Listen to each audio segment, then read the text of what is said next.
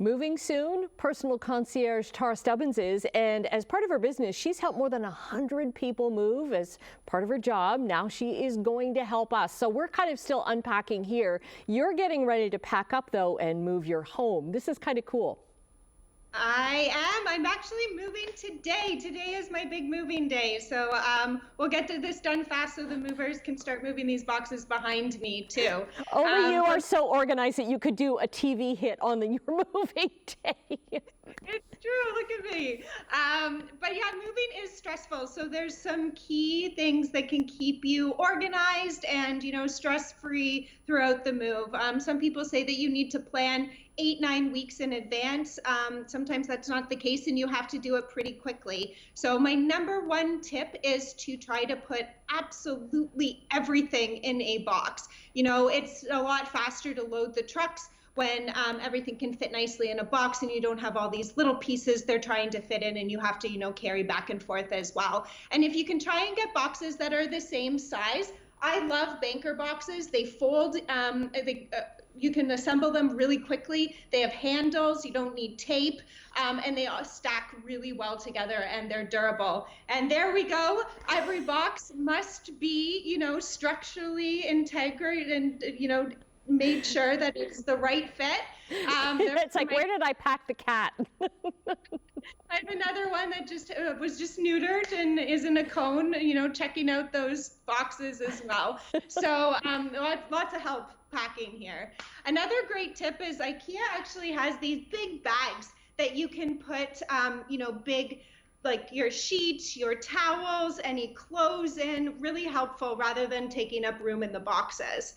Another great tip I love to use is every room, it can be, again, overwhelming when you're packing. So when I go into a room, I like to use 3 bins. One that I'm going to definitely pack the item, one that I'm going to donate, and one that I'm going to use for trash. And then when you pick up every item, you can decide quickly which bin that you want to put it in.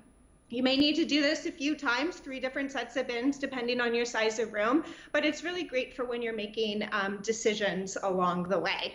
Because you don't want to be packing stuff that you're not going to need, right? That's just an added cost.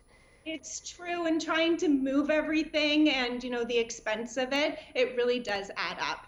So talking about expense, I know a lot of people are scared sometimes to buy bubble wrap. It is expensive. It is not that environmentally friendly. So they try to stay away from it, but it really does help when you're packing.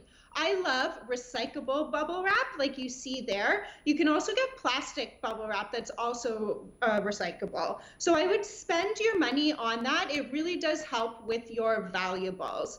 Another thing that you can do is use foam sheets that they're recyclable as well. I like to put them at the bottom of my boxes to protect, add a little extra layer of protection as well. There they are. They're really great for putting in between bowls, any valuables, knickknacks that you may have.